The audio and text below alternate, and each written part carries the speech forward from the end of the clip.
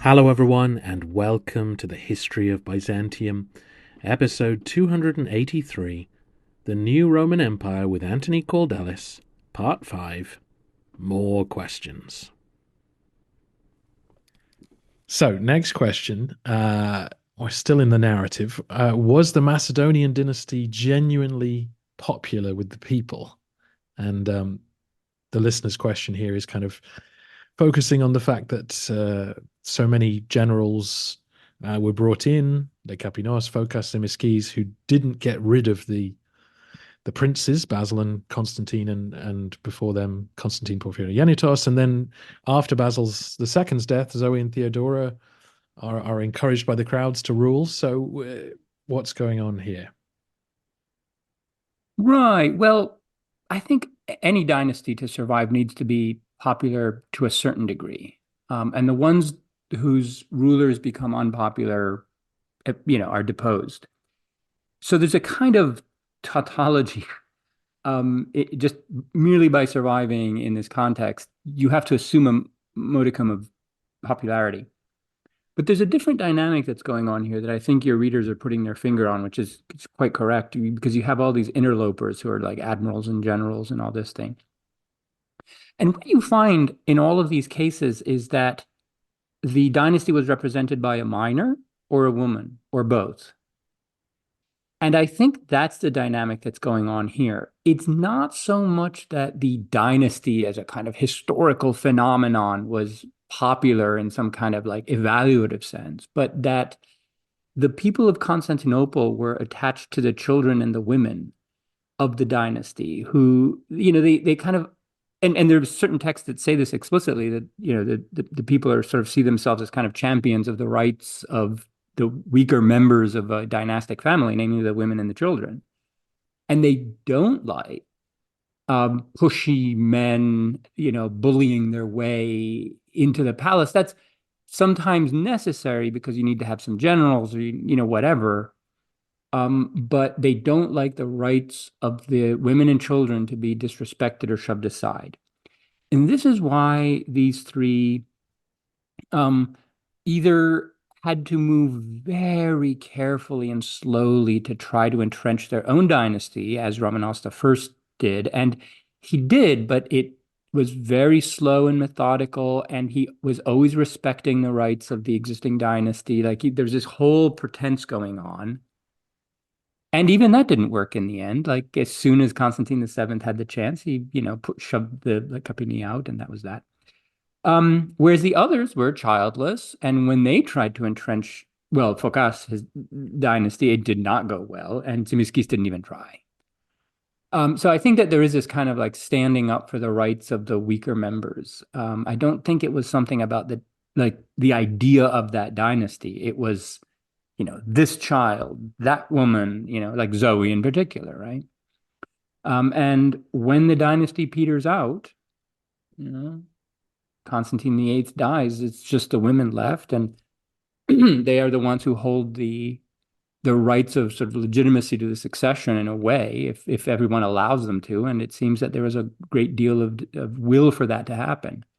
And so Zoe just kind of became the rallying, the figure around whom, people and others rallied for some sort of continuity. I think that's what it was. Also, she seems to have been generally popular. Remember, after all, most of the imperial women don't do much, and so they don't get saddled with the bad reputation that any kind of policy will give you. So, they can just be benign figures who people can read whatever they want into, and I think that seems to happen here. And it's a period of peace and success, and so they Yeah, they're not associated with anything particularly negative at home. that's right. Yeah, there's generally rising prosperity and security in this period. Very good. Yeah. Oh, yes. So, sorry, I'm jumping ahead. So the next question is about Roman citizenship. So this has come up many times, and it sort of touches on Roman identity. So, how did people become Roman citizens who were coming in from the outside, is sort of the question. And did they find it hard to adapt to Roman identity? And I think the context for the listeners thinking, not necessarily this listener, but it's come up a lot on the podcast, is that in the earlier Roman Empire, the sense you get as an armchair watcher of events is that groups end up aiming to become Roman, that the elites of Gaul or Greece perhaps sort of start to want to be in the club. They want to become Roman. They want to get their hands on the citizenship eventually. By Byzantine times, citizenship isn't thought of in the same way. And then we see groups resisting that. The Bulgarian identity survives somehow within the empire for 150 years as an idea. It doesn't disappear, and people crave to become Roman. So quite a bit to talk about there. Yes, but here we have to make a distinction between citizenship and identity. Yeah. Right. So those two are different, and in some contexts are very distinct. So you can have in the Roman tradition, you almost always have a distinction between a legal identity as a fact of your legal status vis-a-vis the authorities and the legal system of the empire on the one hand, and your identity as a Roman on the other, which may or may not be complicated by prior sort of ethnic, linguistic, cultural, geographical attachments to other places. So there are times when you find a split between what we might call like more nativist Romans of Italy or Rome, kind of thinking of Romans from the provinces as kind of, other or lesser or whatever, depending on the context, in the early period, even after the universal extension of citizenship in 212. And you see the same thing in, the later medieval times where you have. So, by the way, there is a law of citizenship in, Byzantine law, which is that anyone born within the territories of the Roman Empire is a Roman citizen. It's kind of like an American kind of approach. So there's that, which means that all of these Bulgarians that you mentioned, they're technically Roman citizens, and unfortunately, we don't know exactly how legal disputes were resolved in Bulgaria during those 160 years or whatnot. But we know that the administration was increasingly imposed by the capital with all of its own rules and laws and so on. Be that as it may, you could definitely be a Roman citizen in this period and still have a separate ethnic attachment that may make you even hostile to the whole, imperial society at large, or the whole project or whatever. And that definitely happens. So you always have to keep that split in mind.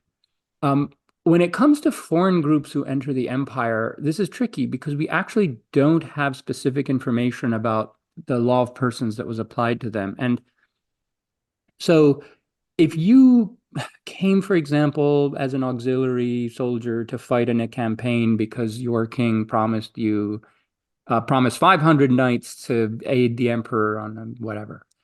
No, those people weren't given citizenship just because they came and stayed for a few years and then left.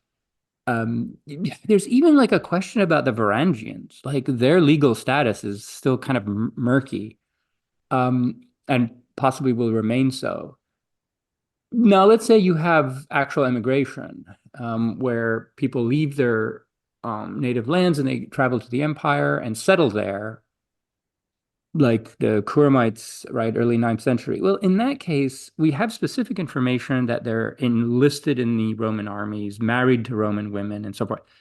I think that would be impossible if they weren't treated as if they were Roman citizens. Just on a practical level, the administration would have a great deal of difficulty in processing them. And that's the same thing as saying that they were treated as Roman citizens, even if the first generation were also regarded as kind of ethnic outsiders for a while. So that's the kind of split that everyone needs to keep in mind when we're talking about law and Roman citizenship and identity in the long course of the Roman Empire. Okay, so the next question is about class. The actual question is, do you reject the Marxist interpretation that class is the driver of history? Or in this case, Byzantine history, I guess. Yeah, well, first of all, I'm not sure that class is the driver of history in the Marxist interpretation. Right. Um, though, to be fair to the listener, we can rephrase that in something that more approximates a baseline Marxist interpretation, which would be differential access to the control over the means of production and surplus production and so forth. And in that sense, so there's a very general, vague sense where Marxist interpretations of history are obviously true in the way that every historian, every economic historian today is a Marxist. One could even argue that the Wall Street Journal today is a Marxist publication. The Economist is a Marxist publication. It's just Marx in reverse, like it's waging class warfare, but in the opposite direction. But they're fully aware that this class has control over these assets and needs to maintain them or expand them at the expense of this group, normally, labor or people who own resources to extract those resources and so forth. So everyone can be a Marxist in that sense. If you're just sort of aware of one's position in the economic production and who profits from it. Having said that, there's also a problem of what a driver of history is. So that's the general background sense, and I think most people would agree to that. But it's very diffuse, and it doesn't really get us to any particular events, for example, in East Roman history. What does it explain exactly? And I don't think it actually explains much. So let me say where I would disagree with what sometimes is presented as Marxist interpretations of Byzantine history. So there's a very specific claim that I do disagree with, or at least I find that there's no evidence for it, which is that at some point, large, powerful landowning elites gobbled up the lands of small, free peasants and created a kind of quasi-feudal, we don't have to insist on that term, but at any rate, that a small number of landowning elites came to control the majority of the land and subordinated everyone else to being, to put it in very lay terms, kind of their serfs. I know that's not a term that's applicable, but I think this is how people are thinking about it. I don't think that this ever happened in the sense that I've never been shown evidence that it did. It's an assumption that's often made because some historians want to, at some point, push Byzantine history in that direction, because otherwise it's operating at a deviant trajectory from the Marxist schema of ancient slave-owning societies, medieval feudal societies, early modern proto-industrial society, and so forth. The bourgeoisie and so forth. And so you have to kind of bend it to conform to that pattern, even if this so-called feudalization occurs much later. And so the problem is that this claim about large elites dominating the countryside is made for the 5th and 6th centuries. It's made for the 10th and 11th centuries. It's made for the 12th century. And then it's made again for the 13th and 14th centuries by historians who are working separately on each of those periods. None of them tell us where the free landowning elite, non-elite peasants got their lands from the previous time that the large elites gobbled them all up, so that there are more peasant lands to be gobbled up by the aristocracy in the next phase. In other words, it seems to be a kind of historiographical motif that historians who are roughly aligned with this tradition of interpretation want to find in the period that they're studying, but they don't engage with each other so much to explain, okay, if this all happened in the previous century, how is it happening again now? Which is one problem. The second problem is, and where's your evidence that it happened now? Often the evidence is very anecdotal.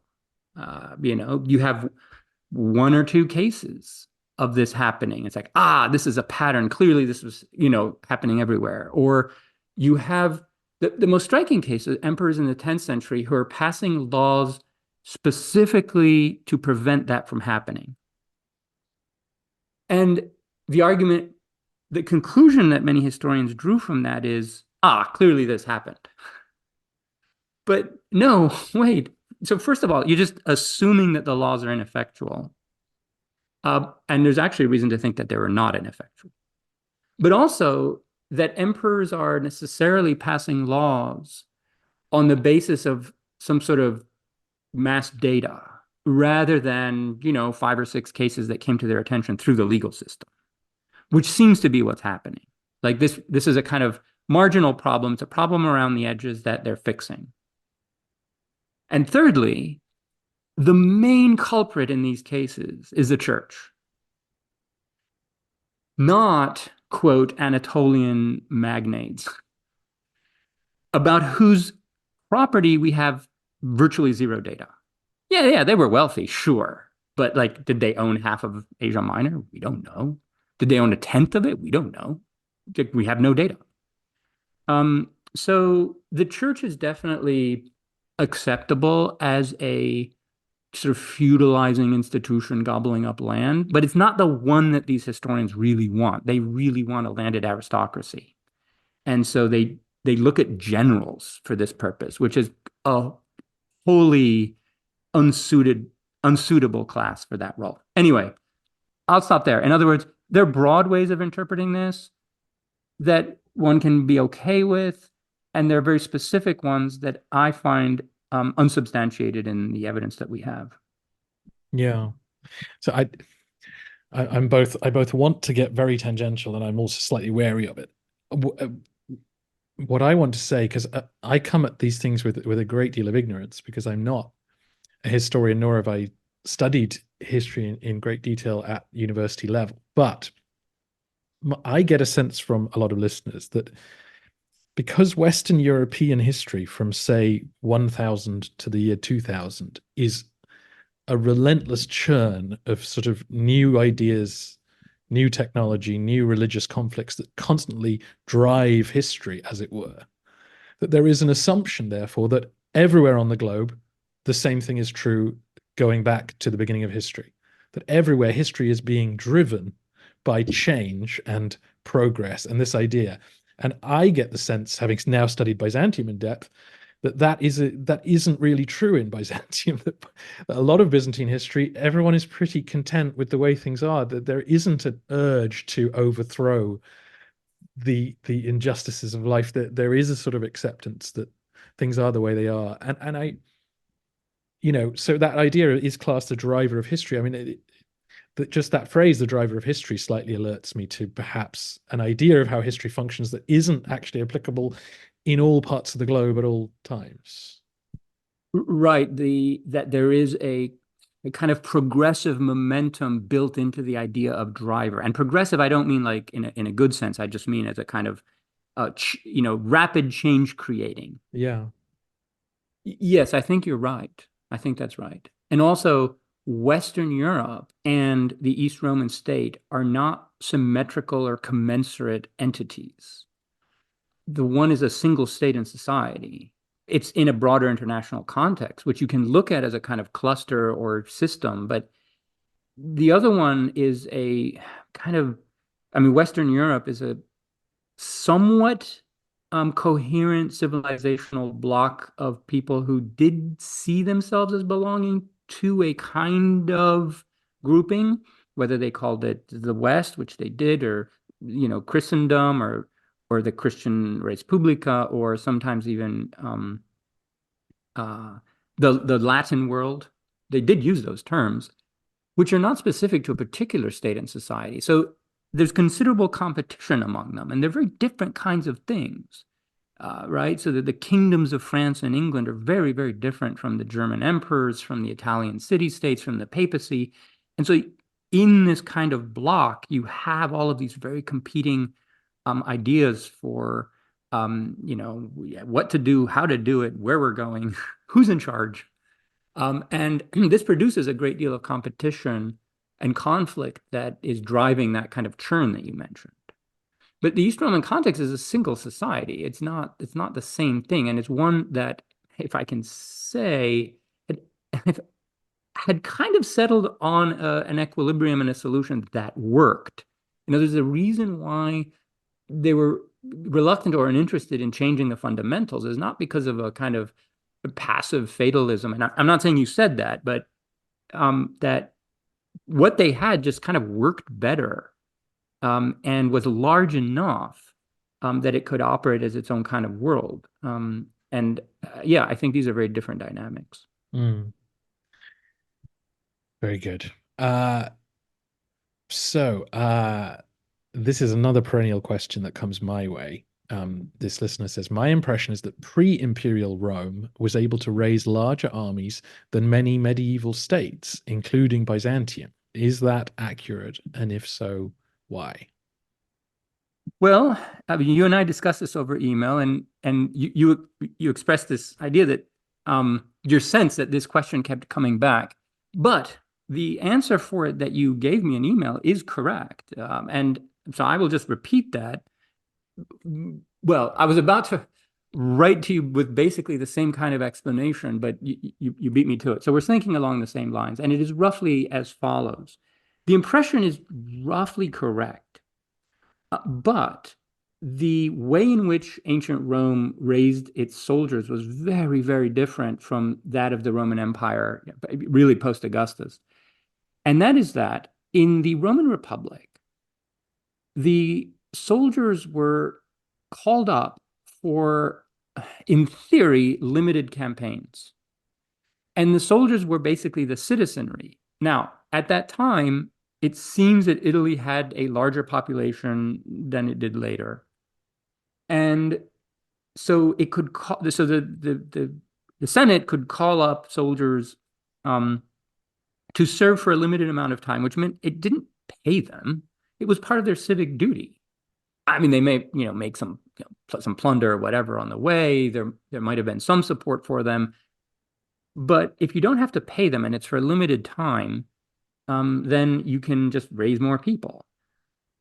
Now, that was problematic because the campaigns tended to get longer and longer, and you can't take people away from working the land for too long. And the long-term process, in the long term, this process meant that those positions, the agricultural vacancies, were filled by slaves. Hundreds of thousands of which were imported into Italy on a mass scale from the conquests. And so the more you start to have professional armies in the period of the Republic, that's full-time, like serving for years, the more the Italian heartland gets worked by unfree labor, it seems, right? To the point where many of those soldiers lose their ties with that land. This is a social process that's been described quite a bit by ancient Roman historians, and eventually just become full-time soldiers who are dependent on their generals for support, which fuels the civil war cycle, right? Which was disastrous, right? And one thing that Augustus had to do was break that cycle. And you break that cycle by essentially formalizing the professionalization of soldiers, sort of making them essentially salaried and settling them somewhere outside of Italy, preferably, right? But this also means that you can't have that many of them because now you're paying for them full time, right? So it's literally the difference between, outsourcing a task into the gig economy and hiring someone full time with benefits, right? The Roman Empire is basically doing the latter, for the next 1,000 years. Like that's how it works. The core of the army, not all of it. You always were hiring people to supplement it, right? And that's just much, much more expensive.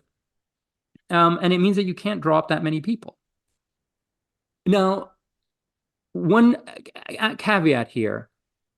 So it's possible that in certain periods, Constantinople was able to raise larger armies than it would have otherwise because it was treating them as part-time. And I'm referring to the periods in like the later 7th, 8th, and 9th centuries.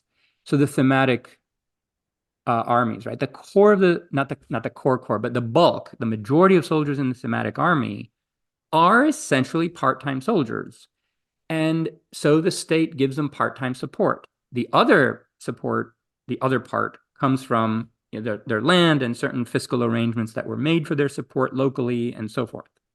So that's a kind of middle point between full-time professional and part-time called up on a per campaign basis, which means that in that, let's say, early 9th century, the state can have something like maybe 80 to 100,000 soldiers in the books, which, if you think about it, is astonishing for an empire that has lost like 3/5 of its territory, if not more, compared to late antiquity, when its armies weren't like that much bigger. I mean, Justinian was basically running his wars with, maybe 100 to 150,000 soldiers, plus border units that were probably not drawn up for those kind of, Belisarius level campaigns.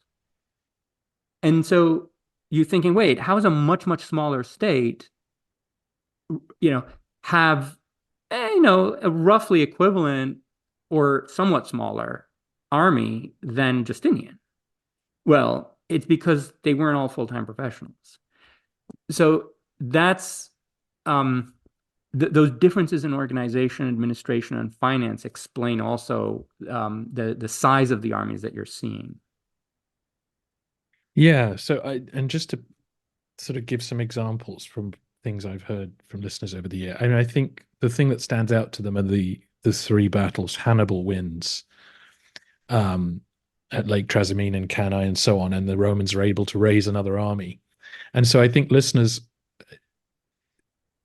ask, understandably, after a Adrianople or a Manzikert, why can't this now much bigger Roman state just raise another army like the Romans did straight after losing what sound like, tens of thousands of people against Hannibal?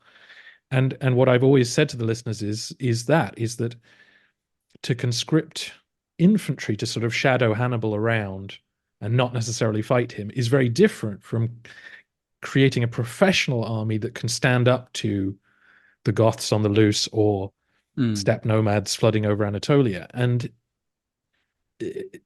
conscripting people to fight for you, and how are they going to gain the experience to be effective soldiers? They're going to have to fight. So you're sending men out to lose again, most likely, which is a waste of time, but it's also politically dangerous. That's the thing I always think people forget is you can raise an army and send them out, but if they lose, your position is now very vulnerable. If you're an emperor or you're a new regime or whatever you are, it doesn't actually benefit you to lose. You are often better just waiting for time to wither your opponent's strength. Yes. And I will add something paradoxical to that, which supports what you just said. The Roman imperial armies were generally better than the Roman Republican ones. Now, the audience might bristle and say, "What? No, the ancient Romans conquered whatever, whatever." Okay, but okay, think about it. Think about all of the battles that they lost to Hannibal. Just massive losses again and again and again, right? Whereas even in the later Roman period, like at Adrianople is a shock because the Roman armies just normally don't lose like that. That's like extraordinary. And that's what creates, that's what makes it such a sort of epochal event, for the Romans then and for history writing since.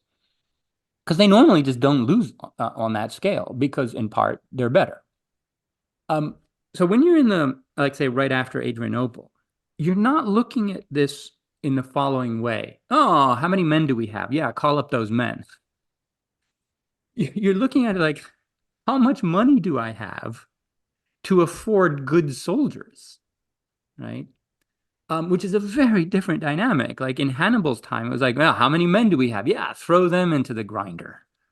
And what the Second Punic War is basically a long process by which the Romans eventually build up a trained, experienced army that can finally beat Hannibal.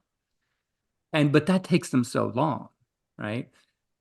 It's just a completely different context. But anyway, I hope this does give a sense of the very different context and framework that we're talking about. You're just not going to send a bunch of new recruits out to fight the Goths. Absolutely. And I mean, and that gets to kind of your point in a way is this farmer in Syria more useful to me earning money on his farm and paying taxes than Exactly. he is if I drag him off his land to teach him how to fight with a sword and then discover he's actually not very good at it, you know. Exactly. And there's also a difference in the legitimacy of the regime. In a Republican state, the senator, the political authorities can call up citizens because it's their duty to fight, for the republic when they're called up. But in the empire, it's a very different calculation. It's a fine balance that you have to strike between what you expect of your subjects and their ability to rebel against you and replace you with someone else. So you can't squeeze your subjects too much. Theodosius tried that. In fact, he did impose a special tax for military recruitment on the city of Antioch, and it rebelled and tore down his statues. And there was a whole scandal and a massive thing. Now, you might think, well, oh, he could send the troops in to kill people. But it doesn't work. That makes the problem worse. And you see in the aftermath of that riot, all of these delicate political negotiations to try to get the city to stand down, but the emperor to maybe get something that he wants. And there's a lot of threatening, but no one does anything. So it's a very different situation. Emperors have to be very careful who they offend.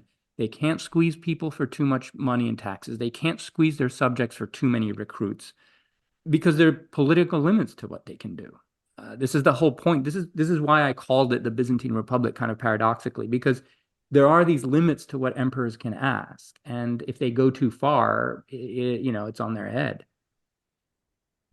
Yeah, absolutely. I covered that the standoff in episodes on John Chrysostom when Yeah. people are waiting around going, is he going to send troops in to kill us Yes. all? And there's Yes. real anxiety. Okay, so we're now into another section of questions which are counterfactuals, which people are always uh, intrigued by. So let's start with the 717 siege of Constantinople by the Arab Caliphate. What do you think the Maslama, I think it was, but what would the Caliphate have done with Constantinople if they had taken it? Um, I'll just leave it blank. Well, we have to assume that existing patterns of behavior would stay in place, right? And by the way, generally with counterfactual questions, I'll expand on this a little bit later, but generally we have to assume that counterfactual questions are getting at a single circumstance that might have gone the other way, a battle or some accident that can happen at any time in history, and assume that the fundamental structures of like social and economic life and identity and everything, that those are still operating in the same way in the background, right? So you can't say, well, if the Arabs took Constantinople in 717 and had 20 more armies to settle in, no. So clearly they would not have attacked it if they didn't have a plan for what they were going to do if they won. But that would probably have been exactly what they had been doing all along, which was settle military garrisons in it or in the vicinity, and just try to control the population in the agricultural provinces that way. So that's probably what they would have done. Same thing they did everywhere else. Now, the problem is that at precisely this time, the caliphate's expansion is grinding down, is grinding to a halt. All in all, it lasted about a century, and they had a good run, but they were encountering problems on just about every front here. They were moving into Spain at the same time, but would be checked, past the Pyrenees and would fall back well, beyond behind the Pyrenees. They were being checked in Central Asia. And the reason this was happening is that they just simply didn't have, well, many reasons, but one is that they just didn't simply have the armies to both conquer and then garrison all of these places. So we are assuming that they would have been stretched very, very thin, which means that the possibilities for a Roman recovery would have been, good odds. And in fact, it had already begun during the siege itself. This guy in Sicily, who, this Governor Sergius, who I think was misinformed that the city has fallen, and immediately began the process of setting up a government in quote exile or whatever, and to restart the process of recovery, the way that the East Romans always did every time that happened. It happened in 1204, and we know what they did. So the question is, would the Arabs have been able to keep it, given that they were stretched so thin across Asia Minor? Asia Minor was a very, very difficult place for them. When they had this winter there, it was really tough on them. John Halden talks about all this very well in his The Empire That Wouldn't Die. They just faced real challenges in putting down roots there, which is why their raids never really did. So the question then is, would there have been some local resistance enough to make their position untenable? So I think those are the main parameters within which that counterfactual history would have played out. But expanding beyond that, that would have been rough. I should just ask you to clarify, because a listener did ask about that. You're saying the plateau, the conditions in Anatolia are not ones that the Arabs were keen to make their home. It didn't suit their lifestyle and their way of operating. Yes, and they also didn't have their tendency thus far was not to settle and mingle in the populations they conquered, but to establish sort of militarized facilities that they stayed in to the side. That would have been really tough for them in Anatolia. So I just to add, so the listener did ask, would they have destroyed Constantinople? Would they have expanded further from it, or would they have moved the capital of the caliphate there? And it sounds like you're saying no to all three of those in our limited counterfactual view. Oh, no, I think they would have tried to take over Constantinople in some way. And no, because you simply can't hold any of these territories without it. It's a bunker that really holds down the Bosporus, the crossing from Asia to Europe. No, they would have absolutely needed to hold it. But they would have sacked it, but they wouldn't have destroyed it. They would have occupied it and kept it. They wouldn't have necessarily been able to expand there, we've sort of said.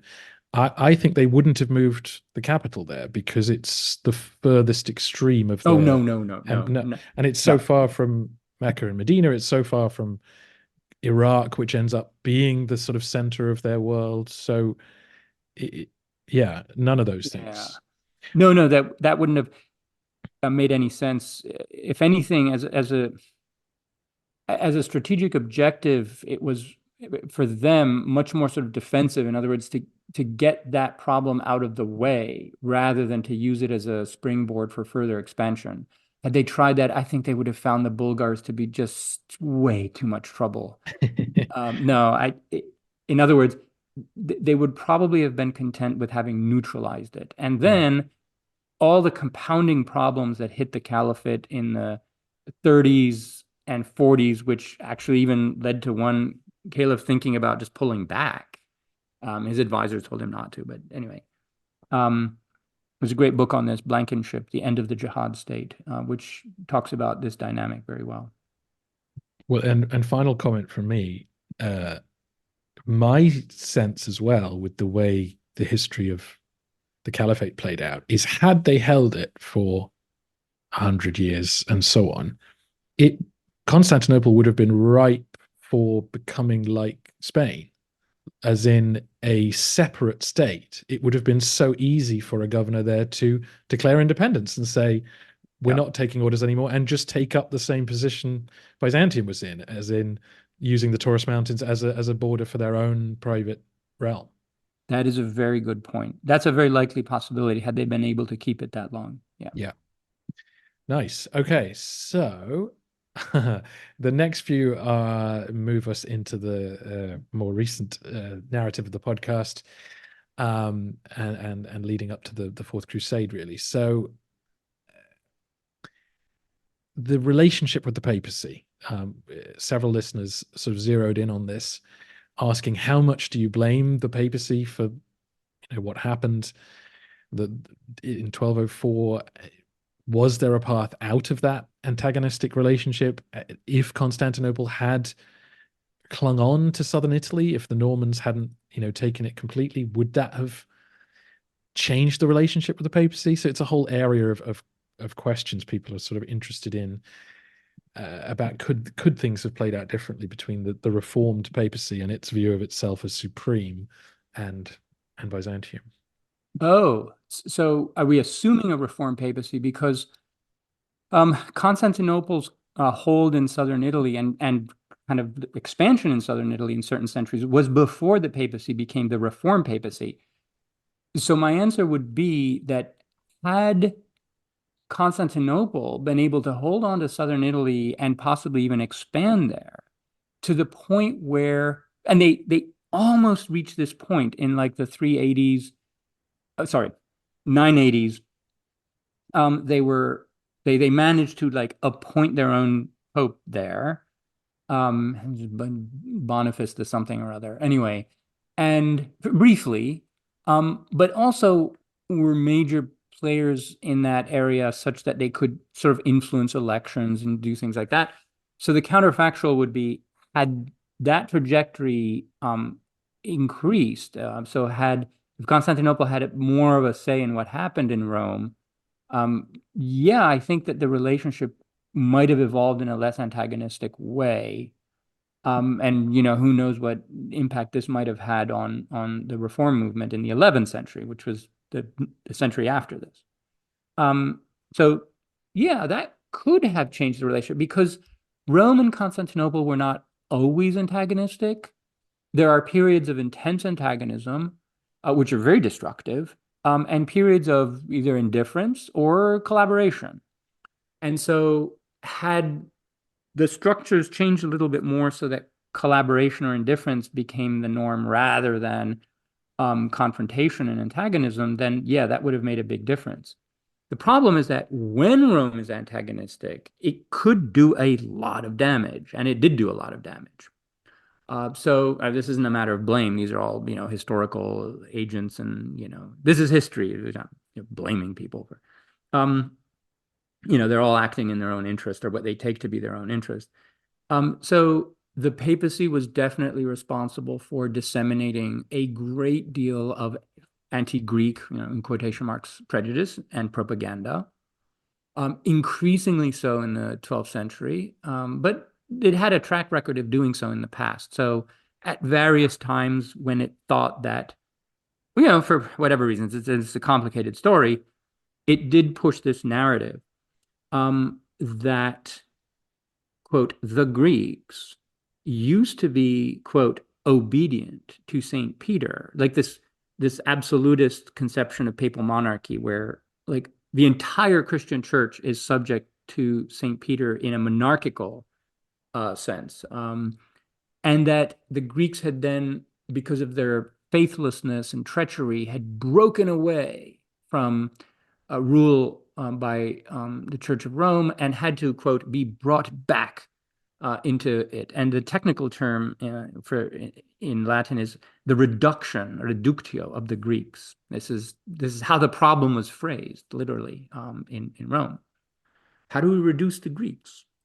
And well, they sent many, many armies to reduce the Greeks when it was convenient, or when someone came along who was like the Normans, who was promising to go conquer Constantinople and wanted a papal alliance and legitimation, and Pope said, "Okay, but you will subordinate the church to me."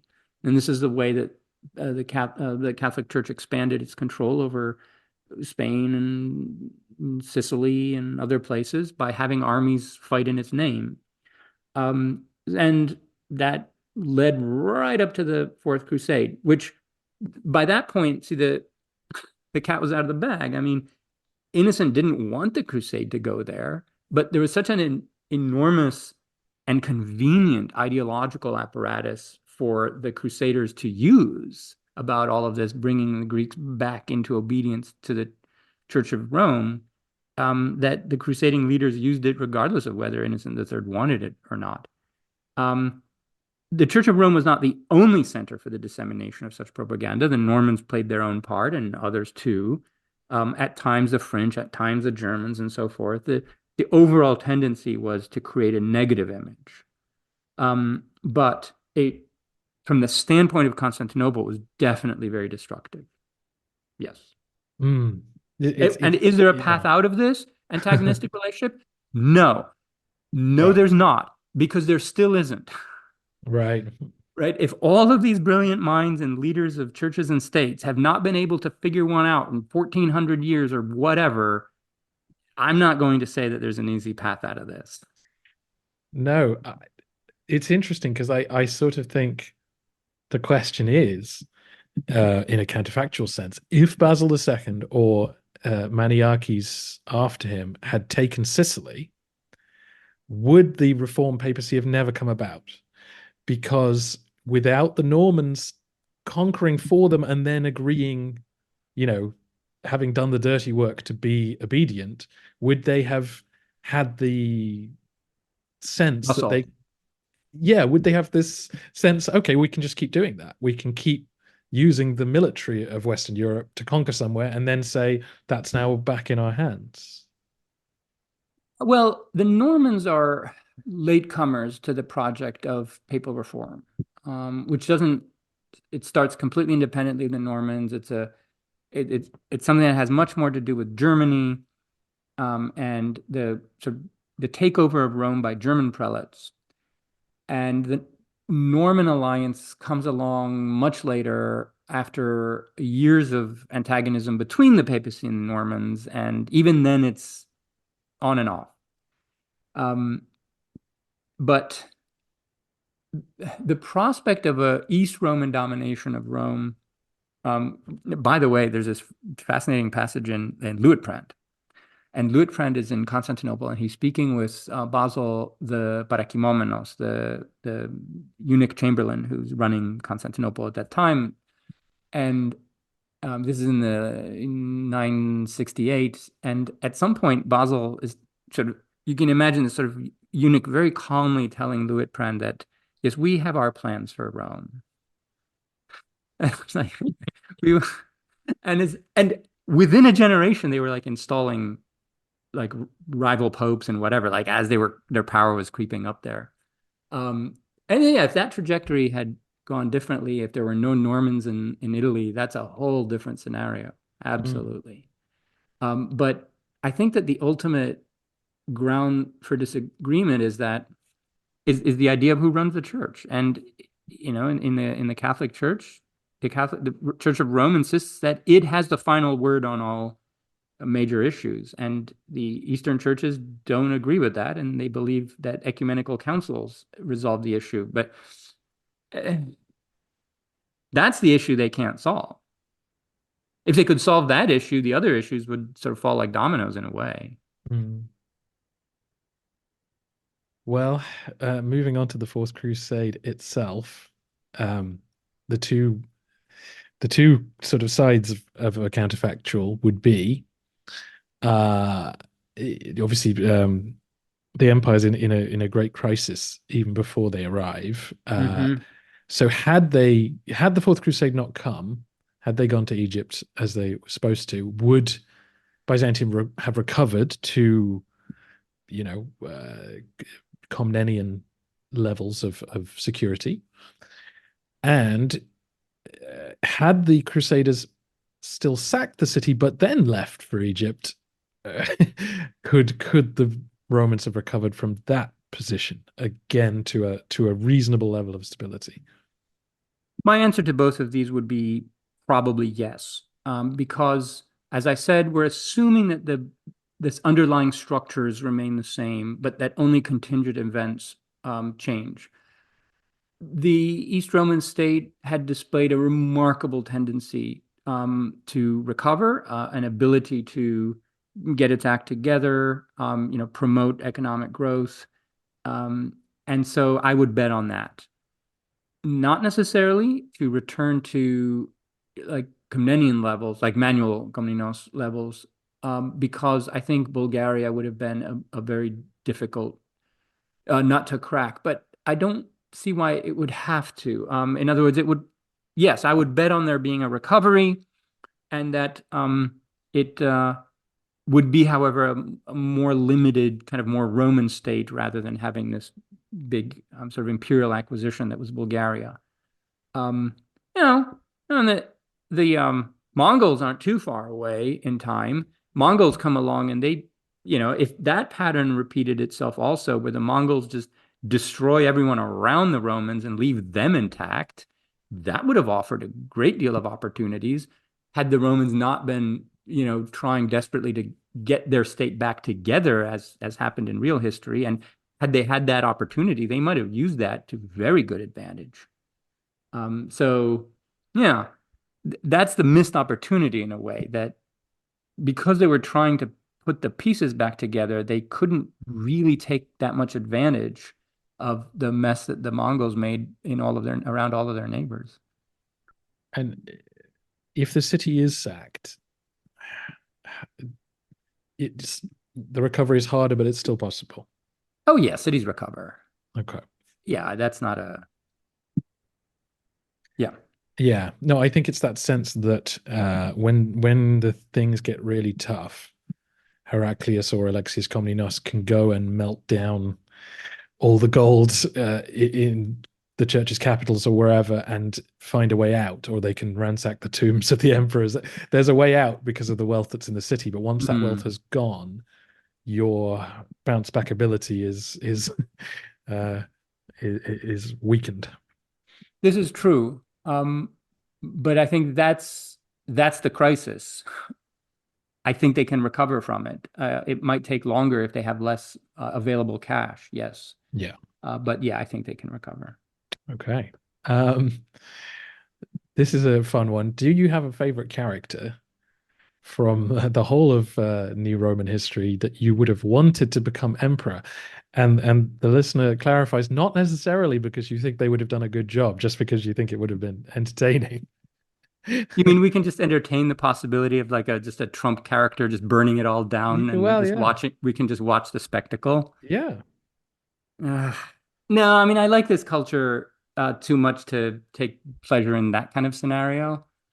Um, but there is someone who I think would have made a very good emperor, and who might have turned things around, in fact, specifically in connection with the events that we were just talking about. And this is Andronikos Komnenos Kondostephanos. Ring a bell? Manuel's troubleshooting general Yep. / So admiral. yes. Is that So right? this is one of Manuel's top guys, who by the time, when Andronicus the First comes to power, is like a kind of senior statesman kind of figure, and he seems to have been very capable, level-headed, politically flexible, and had a large family, apparently very many children, but ran afoul Andronicus the First. But everything that I see about the guy it tells me that he would have been the ideal person to clean up the mess post Emmanuel. So I would have bet on him. Yeah, he was trusted, wasn't he, to lead campaign to Egypt, and was he the rear guard at Myriokephalon, something like, he's in, I forget exactly, but he's in these trusted positions all the time. Yeah, I can't remember now what he was doing at Myriokephalon, but yeah, he Yeah. also led these campaigns against the Hungarians, like very successful, Yeah. moving way outside of Roman territory. Just really, really competent guy. Yeah. Brilliant. We move on now to a section I've labeled as Byzantine studies, because lots of people asked sort of questions about the study of New Roman history. And Yeah. so, yeah, there's some really interesting ones here. So, this was quite a specific one from someone clearly who is sort of has studied things themselves. They said, could you describe how the process of orientalizing the Byzantines took place in Western academia? Yeah, this isn't a specific this isn't a specific question. By the way, I'm writing a separate book on this. Right. How I think they picked up on something you said in Byzantium Unbound, which has led to this question, Yes. I think. Though Byzantium Unbound was before I conceived this project of a book that it tries to explain how the idea of Byzantium was created in the Western imagination from late antiquity down to World War II. So, in a sense, I can refer listeners to that future book, which will be called something like Byzantium, Europe's Dark Mirror. But I can give a one or two sentence explanation answer to this, um, which is that this didn't happen in Western academia. It happened in the Western Middle Ages long before. All of the elements of Orientalization are there, including effeminate men, despotic government, exoticism, sexual allure, sexual deviance, the idea that those Greeks require sort of solid manly Western rule in order to get their act together. Those are all the sort of components of Orientalization, and they're there already. Western academia merely receives that package of stereotypes and prejudices and turns them into an academic discipline with very little change or pushback. The pushback didn't happen really until the later 20th century, and we're still trying to do it. So it's a long history, and I would describe its main mechanism as follows. Um, all of the things that Western Europeans want to create their own ongoing sort of self-fashioning as Western Europeans at any period, a lot of those come from the East, namely a lot of fundamental things in Christian culture, the idea of Roman emperorhood, which they don't get from classical antiquity, they get from Constantinople. If you're like in the 10th century and you want to look like a Roman emperor, you don't go do antiquarian research in Tacitus. You just you do what Constantinople does.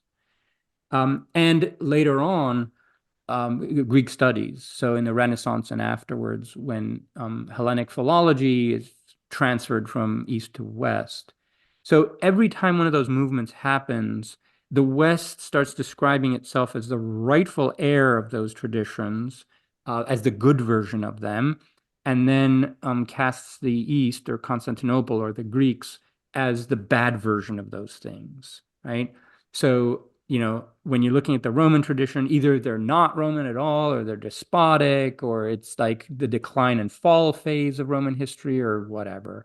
If you're looking at the Christian tradition, like Western Europeans are the right kind of Christian, whereas the Easterners are kind of schismatic or heretical or deviant or disobedient or these kinds of things. Or in the Enlightenment, they're like superstitious and theocratic and ruled by monks and all of that.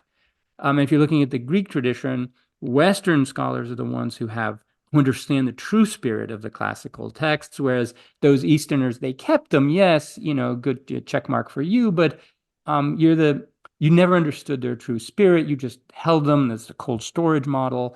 Your own spoken Greek is kind of degenerate and wrong, and your vulgar barbarous Greeks as opposed to the classical Greeks that we understand. Hence, we're going to come up with a wholly different way of pronouncing that language so that the difference between the two is absolutely apparent, and you can't even speak to us, and we can't speak to you.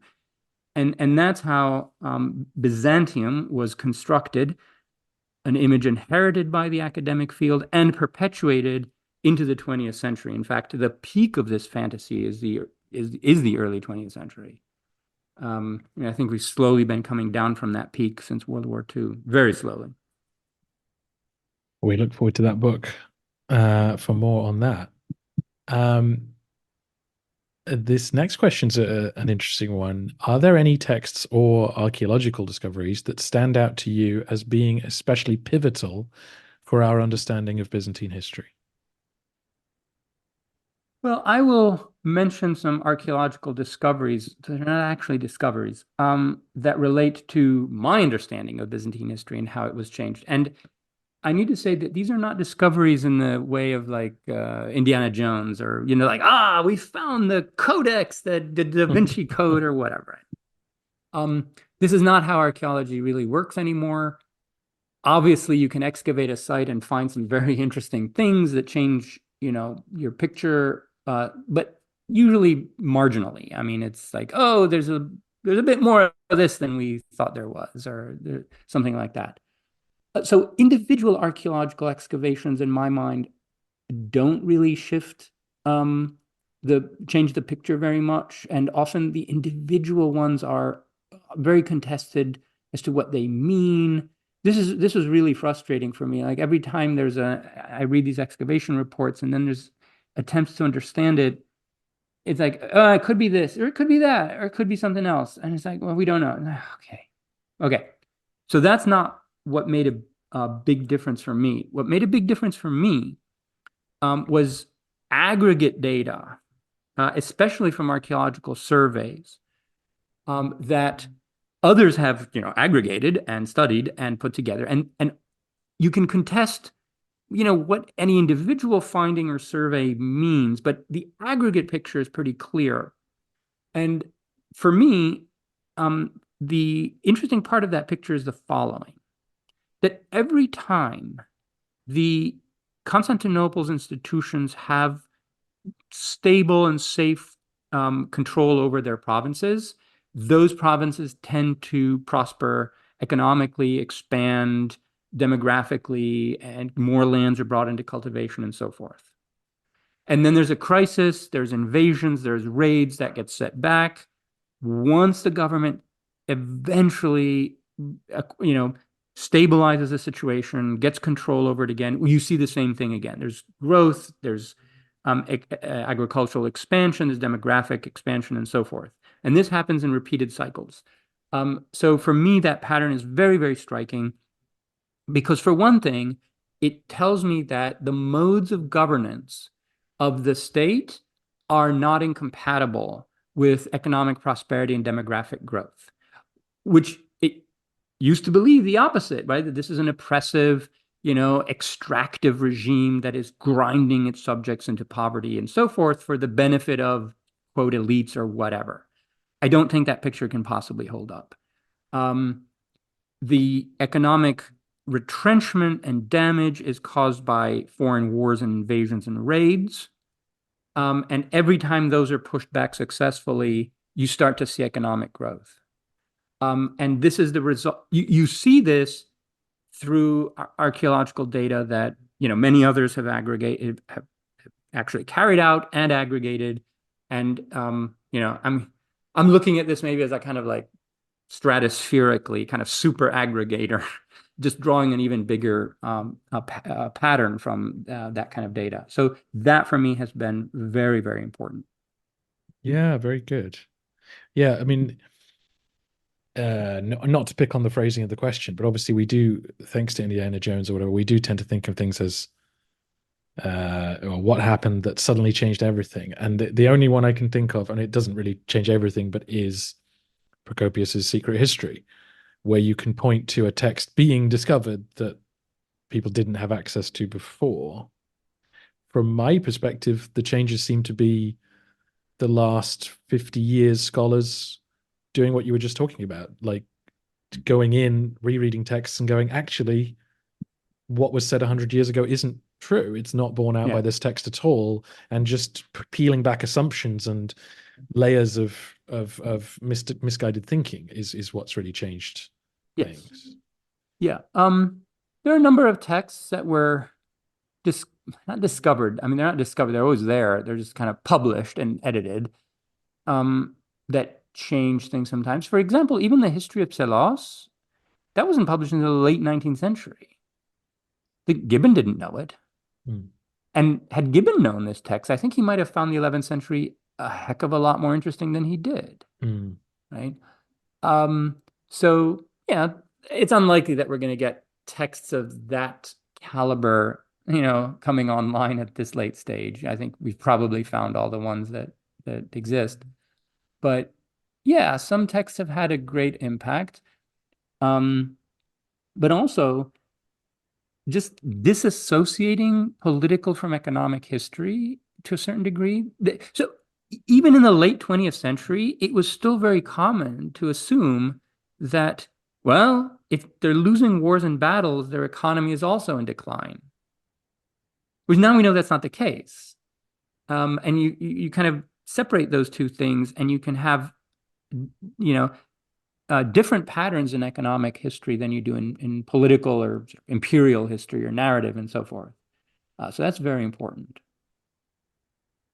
Yeah. So several listeners asked about Byzantium in popular culture or popular media, videos, games, films, TV shows.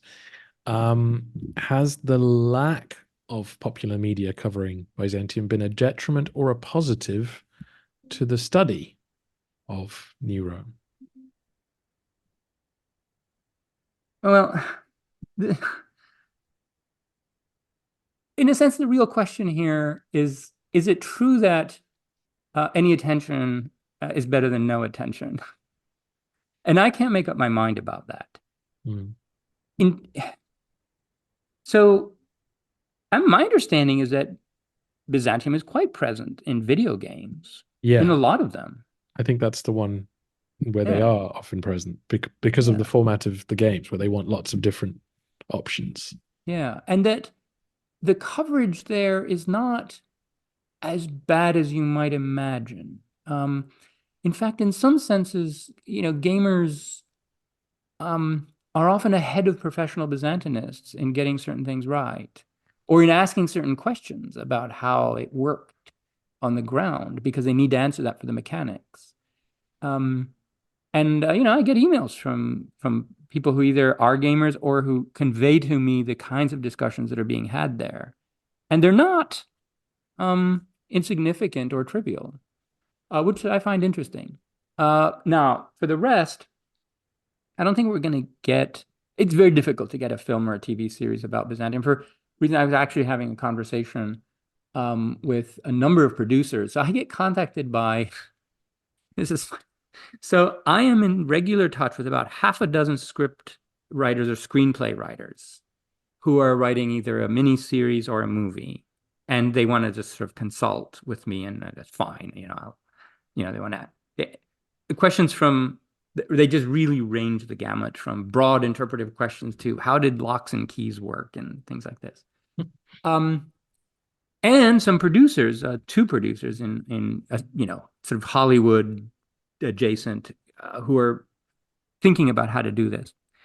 I don't know that anything will come of all of this. In part because historical dramas are very expensive, and there needs to be a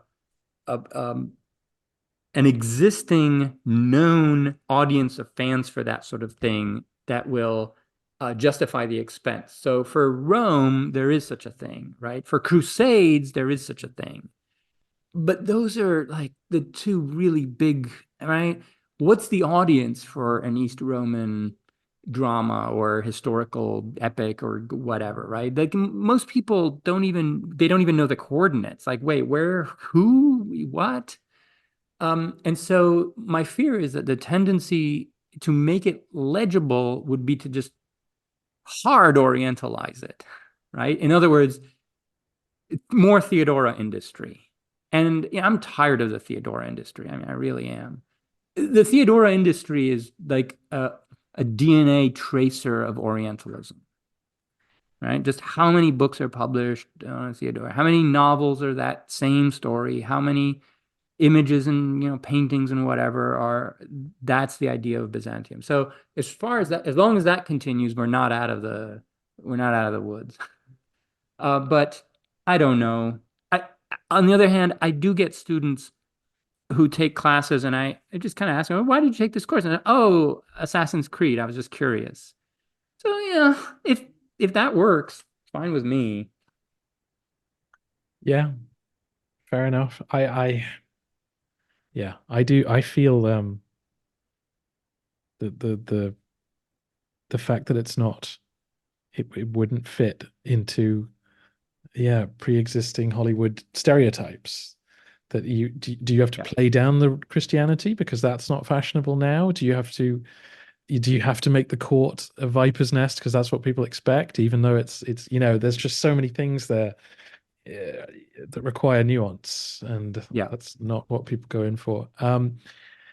Would you like to see? Would you be happy if three, big TV series and a big film, even if they were awful and historically inaccurate, would you still like that because it would bring attention to the field, or would it annoy you that they were so inaccurate if they were? Oh, it would certainly annoy me, but the question is, would those maybe lay the groundwork or create a proto audience that might be interested in seeing something better?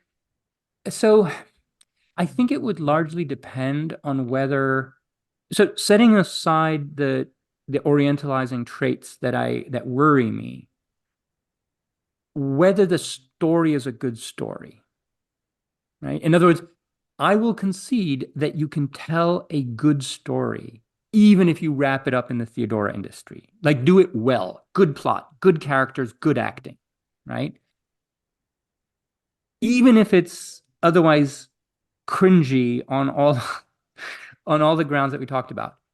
If it's a good story, I think it will leave the impression that there are good stories to be told there. So my main concern would be that it be well done, even if I would object to a whole host of things in it. If it's well done and successful, I think it will create a demand for more. So that would be my top thing. Write a good story, please. Yeah. Uh, yeah, absolutely. Now, this next question is one of those that could generate a very long answer, but see what you want to do with it. What would you view as the major continuities and discontinuities between the culture of Byzantium and modern Greek culture? It gets complicated after that. So, Yeah, do, and do in you? fact, I thought about this so much because we could talk for hours and hours about this, and Mm, I don't really want to do that. So instead of doing a continuities, discontinuities, I will talk kind of tangentially about this and suggest something that uh, the audience has perhaps not heard or considered. So instead of doing a kind of checklist of yes, this is it, or no, that's it, I will say the following. So obviously, many countries in Europe had empires and developed their own sort of high imperial culture, and many were part of empires, and so were had to kind of liberate themselves in a way from uh, domination or colonization by other empires. Ireland and England, in Western Europe, or Greece and the Ottoman Empire in the East, and so forth. The cultures that were conquered, dominated, and so forth, lost their aristocracies, lost their high culture, right? Whereas the ones that had empires managed to turn their own local cultures into imperial prestige cultures, right? This is how French culture became what it is, right? This is also certain parts of, the British royal and aristocratic culture. This is why when we make movies about empires, all the actors have to have British accents, because that indicates sort of sophistication and power, right? And so forth. quite right. Um, and this is what's lost when you're conquered. So, not assuming any kind of continuity as such between Romans and modern Greeks, but just taking the whole areas of Orthodox Southeastern Europe as a whole, the fact that all of those countries lost their native aristocracies and elite culture meant that when they emerged, they're largely vernacular cultures, right? So think Greek cuisine versus French cuisine. Greek food is just infinitely better. But it's vernacular, right? It's like it's not high cuisine. It's like gyro and whatever. Um, so we like you don't have restaurants that are like sophisticated, fine Greek food. It's all fine and very good, but anyway, you see what I'm saying? Mm. And like there isn't, for example, in Greece or in sort of any Balkan country, really a kind of elite, sophisticated cultural register that is internationally recognized, right? The way that all the countries that had empires, even Turkey, they have that register. They can appeal to the elite version of their culture. Moreover, and this is a very important thing, in the crucial periods of early modernity, there were no sort of Greek speaking, whether they're Roman or Greek, in their identities. I'm setting that aside for now. There are no elite Greek speaking aristocracies that endow, universities, cultural centers that create, research this and cultural that and whatever, like the whole apparatus of high culture that Western countries have that created, libraries and learning and, all of this happens to a much, much smaller scale in countries that were dominated.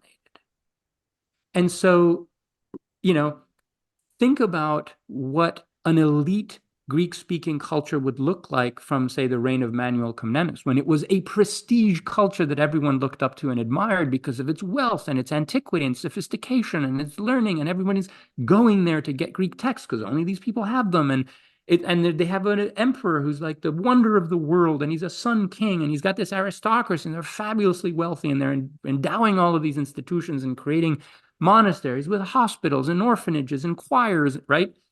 That's all lost. And then you have to rebuild it in like the, I think, 19th century while fighting all these wars. It's not good. So is this a discontinuity? I don't know, but this is what you lose when your imperial culture goes under. It's almost like the culture is kind of decapitated and has to rebuild itself from, more like, peasant foundations. But, it's just fine. It's where we are and who we are. But where are all of the endowments and the long-standing colleges that date back to 16 whatever and the libraries that have, like, it's so hard to find libraries in Athens that are functional and, anyway, you know what I'm saying. So yeah, that's, I think, what I find a kind of very curious what if. What if that aristocracy and its wealth had survived to endow cultural institutions and state institutions today? Yeah. That's a brilliant answer. That's just really interesting. And I was speaking to a British journalist earlier today who was a foreign correspondent in Turkey, and he said something very interesting. It was a similar thing of being in Turkey where it is post-imperial, but it's also feels a bit post-colonial because secularism was imposed. And again, it's just such interesting thoughts. Yeah, I mean, Turkey has it's kind of in a mixed situation when it comes to this. But one metric to keep in mind in all of this was something that I just find not useful, but kind of funny to think with, is how long has it been since you had a high imperial culture, right? So there are countries like, Britain, even France, even Turkey, where it's still relatively recent, where they're still kind of clinging to the glow of that sort of thing. And then there are countries that had it a while ago, like Spain, where it's really only legible in certain parts of the world. But I know that like Castilians, at least, not not the other not the other groups, but there is this kind of like, yeah, we were once masters of the world, and there is a Spanish culture that is a high imperial culture that's different from the local vernacular one, and but it's further back in time, right? So the Komnenian which is the last time that Greek speakers had that, is even further back in time. It's 800 years ago. It's too long. It just doesn't survive. Yeah, fascinating. This is why we call you to answer these questions. Now this is a very topical one because on my last tour, the people who come on my tours tend to be science computer people, not arts people, and they were all over AI in all their work. They were excited by what AI could do. So could AI aid Byzantine studies? This listener says specifically, let's say, translating tremendous amounts of different language data, as opposed to a human who would have to sort of master, 14 languages to be able to study and compare texts. So I'm not an expert on AI. I try to keep up and understand what the hell this is, and how it works and what it does. And I think I have a kind of grasp on it. And let me just say that I'm not an expert in it, and I'm not the kind of person who would use what it's about to, its skills, at least insofar as I can guess what they will be in the next 5 years or so. So, translations of ancient texts? Nah, I don't think that's on the horizon anytime soon. Um, just because I run tests on it to see how it translates um, like modern Greek into English and vice versa, and it's really basic. Um, in fact, oh no, so the other day I was playing around on ChatGPT and I asked it if it could turn a passage of modern English into something that is sort of Shakespearean. And I'm not Shakespeare, like early 17th century or whatever. And it did so pretty well. And I asked it if it could turn something into ancient Greek, and it totally could not. It was giving me modern Greek and was trying to use some classical forms just to kind of throw me off, but no, it was totally modern Greek. I don't think that AI will anytime soon develop the skills that are necessary to translate medieval texts. Just no way. That is very difficult to do, even sometimes for the top philologists. And there's so much guesswork involved sometimes, I mean, we try not to admit it, but there is. And so I don't think that's a danger. However, when it comes to the modern languages, that's a different issue. So, so you get this dissertation in Serbian, and you're like, well, okay, you can run that through a translation service that will, be somewhat accurate just based on what I've done in my own testing for Greek and English, or other languages. I think I tested one on, was it German or French or something, just to see if it was adequate for those languages, and it seemed to be pretty adequate. Not 100%, but yeah, you could get the gist of it. And if you like some passage was particularly crucial, you could go in, on that. At the same time, I mean, there is a general drift toward just writing in English, even among scholars whose native language is not English. So in the sense that maybe that AI skill won't be that necessary, will be, increasingly less necessary as people just produce more scholarship in English. I don't know. Okay. I'm sure that there are a whole bunch of other things that AI can do. For example, generate interesting images for the classroom or short videos. I think that the internet is about to be flooded with videos that are, like we all just read about this one AI service that makes brief videos where you put in a description of, like you can say, well, soldiers standing on the walls of Constantinople looking into the sunset and pondering, which enemies are about to come next, and it, produces something, right? Now, obviously, that all depends on what data it has access to as a kind of, baseline for the terms that you put in.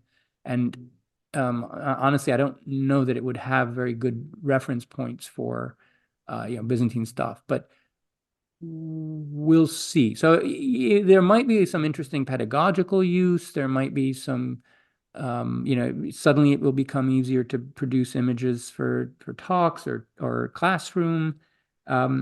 As for like crunching large amounts of data, I don't know. That would depend on the kind of data that you want to put into it. But I have had discussions with people who tell me that once it reaches a certain level of competence, it will be able to help them process their large amounts of data. Fair enough. Listeners on the last tour used ChatGPT to write a toast to thank our Turkish tour guide, including Justinian and Erdogan and things, and it was very amusing, if Yeah. not not particularly accurate, but it was funny. Yeah, it Um, hallucinates sometimes. yeah. Now, Yeah. this is what I get, not quite in this form, but some listeners are saying after 1204, I won't be listening to the podcast anymore because they're revealing their affection towards Byzantium and they don't want to hear about it declining. So, do you find periods where Byzantium is struggling geopolitically harder to study than times when they're doing well? Oh, harder in like an emotional sense? Or less interesting or less enjoyable in some way, I guess? No, no, not at all. Mm. I find it harder because they're more complex, Yeah. right? Like there are 30 years of like Basil II's reign where like, we don't have much to say. And there probably wasn't like something tremendous going on other than the Bulgarian War, which we don't know about. So you just say that and move on. That's easy, right? It's like writing about the reigns of like Antoninus Pius, in the second century AD. There's not much to say there. Mm. Um, so those are more difficult periods because they're simply more complex. There's always more going on. There are more people all around. There are more contestants inside. Crises multiply and create ripple effects throughout the whole system. And so you've got to keep track of all that. So that's why they're harder. I don't find them mo emotionally harder. Sorry, I had misunderstood that question. Yeah. Well, I may be interpreting it wrong, but the sort of part two of the question is more scholarship produced on periods where the Romans are riding high, are doing well geopolitically? So I don't think that scholarship these days sees itself in those terms at all. Right. I don't think that historians are, there might be a few who are sort of self-conscious about, oh, I'm now working on a period of revival, or I'm now working on a period of decline by whatever metric. But we tend to avoid those characterizations. But more importantly, they're not what's driving research. You're interested in a different kind of question, right? Like olive oil production in this part of the Peloponnese, or intermarriage strategies in the aristocracy, or whatever it is. And if it happens to be a period of riding high or riding low, that's kind of incidental. Yeah, that scholarship is not oriented around those kinds of terms anymore. My layman's sense from the outside is people are looking for areas that haven't had a recent study done on them because then it's an area they can present something new in. Sure. Uh, Yeah. I'll say Basil the First for sure. There hasn't been a book on Basil the First in over 100 years. mm, Even his son, Leo the Sixth. There's some, but it's a lot of it's tetragamy oriented, and that's something that impacted maybe 17 people. Um, but there's a lot going on during those two reigns. They're relatively untouched. yeah. Next question. In your books, you argue that understanding of the medieval Roman Empire is hindered by the use of terminology that is not contextual to the Byzantines. Which terms are most harmful or misguided? Uh, so first of all, it is impossible to do scholarship or analysis of any kind without using terminology that is not, well, I take contextual to the Byzantines to me terms that they used and understood for describing the things that we're also describing. That's just simply not possible. Because in part we're using English, and English has its own way of seeing the world and classifying things. I think terminology here probably means names. And so in that sense, the terms Byzantium and the Byzantines, probably the Byzantines is the most destructive one because it doesn't refer to anything in reality and is used to blur distinctions that are actually made in the texts. Um, which terms? I mean, the Greeks is also a problem, depending on the context always. If you're talking about Greek speakers or whatever. But there's a lot of scholarship that is like Western focused post Fourth Crusade, right? So all the little colonial regimes here and there, all the lordships of the Morea and the islands and whatever. And scholars who write on those tend to be Western medieval historians, or their training or background is mostly in that area. And those refer to the Greeks as the subjects of these Latin lords, which is straight out adopting a colonial perspective. And this is a term that was often used as a slur in Western sources, not always, but sometimes. Think of your equivalent slur for any other Western colony in recent times, and you're like, would you use that? No, you wouldn't use that, um, because they're just following Western sources. So don't follow Western sources uncritically when you're using these terms. Why are you using that term? But anyway, um, I don't know about harmful or misguided. They look weird to me now. I know what they mean. I know what they're getting at. But there has to be some acknowledgement that you're misrepresenting the culture you're talking about. We talked about feudal earlier. I don't know if they mean sort of technical terms like that just aren't particularly relevant. Yeah. Yeah, I mean, it depends on the context in which it's used. If you're talking about the Principality of the Morea, then yeah, it's pretty accurate. But empire is another such term. Hmm. There's no term for empire in the Byzantine Greek vocabulary. And like it's like we've collectively decided not to define the term how we use it. So what does that mean? Like, what's an empire? I've used this term not only in print but in this very conversation. But it is a term that I think requires a lot more scrutiny.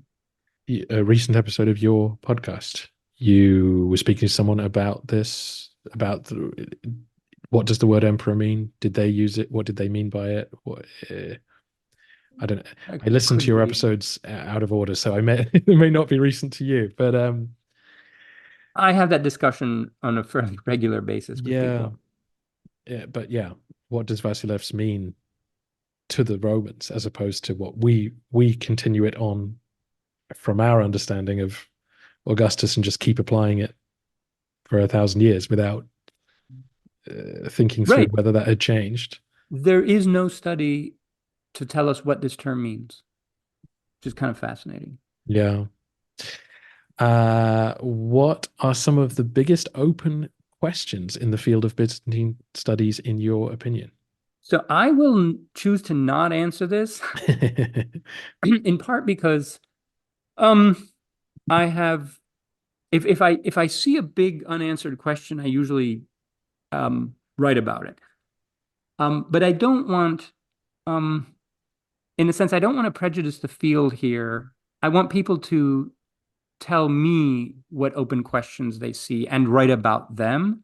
So I'm willing to listen. What I think are the big open questions are the things that I write books about. But I have limited vision, and I don't want that to. Anyway, I wouldn't ever want to sort of give advice in this way about what questions people should work on because I want to there's a problem there of confirmation bias and all kinds of things. I want others to tell me open questions that I'm not seeing. Very good. Um, what are the topics which lead to the most heated discussions amongst Byzantinists? I'm not sure anymore. Um, if you asked me 25 years ago, I could tell you it was things like the theme system. Um, Right. but which is if you think about it, it's kind of an unlikely topic to generate such heated discussion, though it did. And, it's unlikely. I mean, it's at the center of a lot of the nexus of political and economic history and military. Right now, we seem to be having a discussion about whether to change the name of the field, whether to change how we refer to our subjects, whether Byzantium is an appropriate term. I don't really get the sense that it's a heated discussion, though. It is an ongoing one, and there are a lot of people contributing to it. And almost on a weekly basis, I see someone has either written something about it or there's some Zoom talk about it. So I think that is um, it's a discussion that's created. It's an animated discussion, but I don't know that it's sort of heated. You know, Also, the field is much more friendly, much more hospitable and friendly than it used to be. When I was a graduate student, I was very fortunate, and I had saintly advisors and teachers. I never had any of these problems, but there were some really monstrous people with powerful positions in the field who did use their positions to sort of harm and belittle others. Really, really difficult people.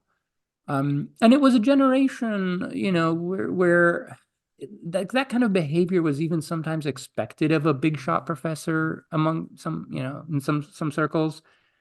And I'm so glad that that's over. Like you don't necessarily. It was so common to have big names get up and eviscerate grad students after their talks at conferences. And anyway, um, yeah, that doesn't really happen anymore, for which I'm very, very thankful. And having people like that around tends to create heated discussions, even if otherwise people wouldn't be inclined to really fight over this. Um, anyway, I'll say that by way of context. And Yeah.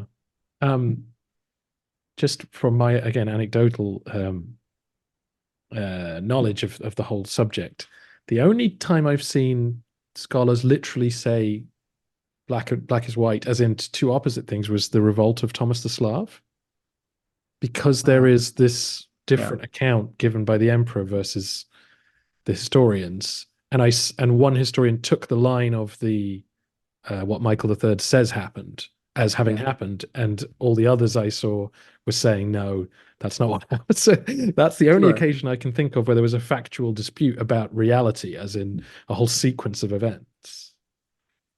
Yeah, but that's a very particular question, Mm. on which, I mean, okay, so scholars disagree all the time about this or that. I can give you endless examples of that sort of thing. What was the agricultural productivity of large estates in Egypt in the 6th century? Like things like this. There are serious disagreements, and you have to take them seriously. And in a certain sense, a lot rides on them. But there's not that much that rides on the revolt of Thomas the Slav, such that you're not going to have two different schools of interpreting the culture Mm. based on that. But like the old theme system, a debate was very much about like how does this political culture work, like on a kind of fundamental level. And that was yeah. Yeah. So that is a lot of topics covered. We're down to the last three questions. Yes. So, what was the most Byzantine consumer good? The way, say, blue jeans might be seen as an American cultural product.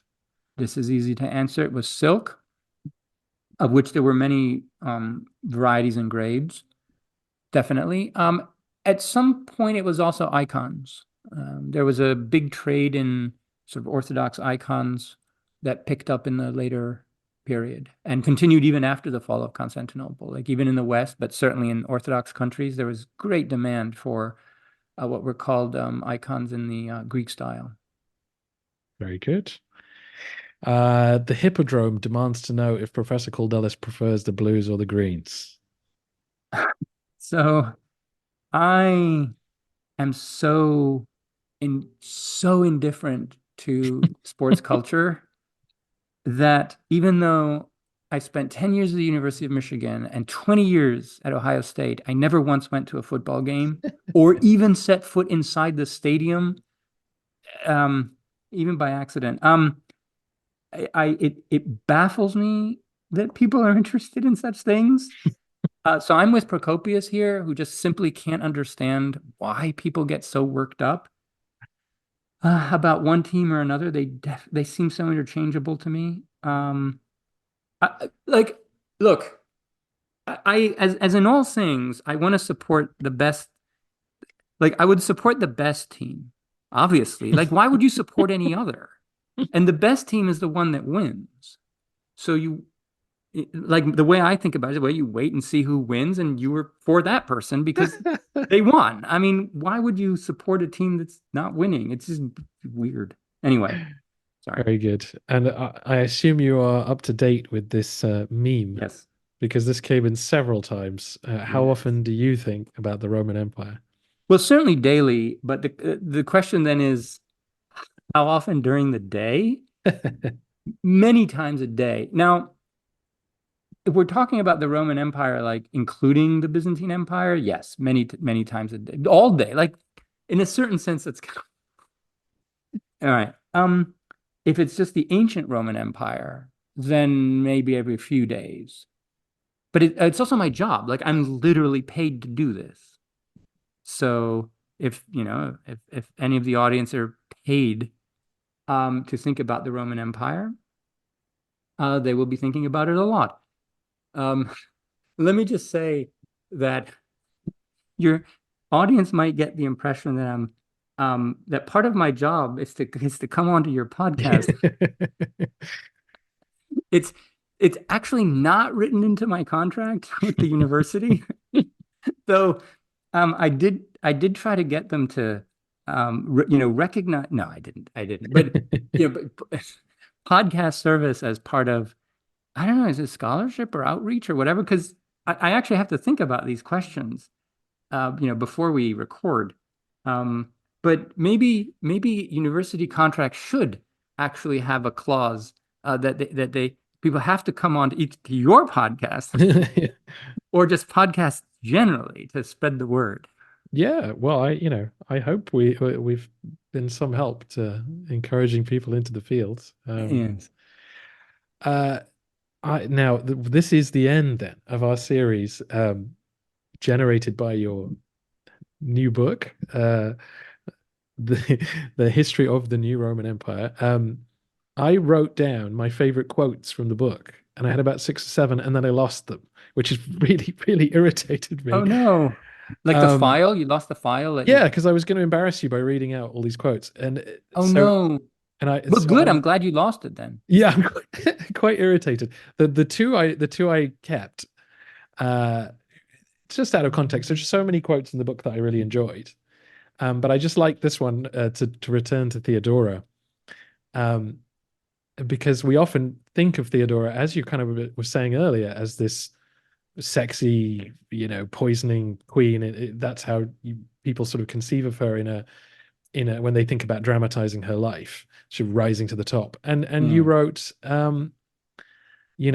Procopius later wrote an overblown account of her earlier sexual exploits, casting her, a victim of child abuse and sex trafficking, as a predator. Um, which mm. I just thought was a really great line. And I had several more lines like that, which so I'm encouraging people to read the book and Yes. Well, that is the result of long study of this text and the people in it, the secret history. And I try to see things from the perspective of every character that I wrote about. And, Theodore is no exception. And I wondered at one point, years ago, why was she so hostile to like this, Constantinopolitan aristocracy once she became empress and did such nasty things to them? And I'm like, well, duh. Mhm. Like she'd been victimized by them for years, probably. Like, there's no wonder she was so vicious about it. So that kind of makes sense. Mm, absolutely. This one I read, uh, cheekily before the book was published to my listeners who were standing on the Theodosian walls at the time, and they Mm. cheered, which was obviously this was just after the walls had been built. And you said medieval cities would fall into three categories, as in from now on: unwalled, walled, and Constantinople. And then Yes. they cheered. So that's what the listeners wanted to hear. Yes. Well, standing on the walls is the ideal place to think of that. Yes. But I had five. I'm really irritated, but I had like four or five others that I really loved. All of which to say thank you so much for writing this book. If this book had existed 10 years ago, the podcast would have been finished by now. Um, and I just really enjoyed it, and I think listeners will too. And Well, maybe I will. It will help sort of grease the slide to the end, and make it a Yes. little bit easier. But it was tremendous fun to write it. And I liked putting in little comments like that just to keep the reader, both entertained and a little bit on their toes sometimes. And it's been great fun to talk about it with you in the series that we recorded. Well, we're So so if I can be of, well, let's let this one settle for a while. But yeah. if I can be of use in the future, just you can call on me. I'm sure we will talk again. But All right. for now, thank you so much for your incredible generosity. You're very welcome, Robin. Take care and good luck.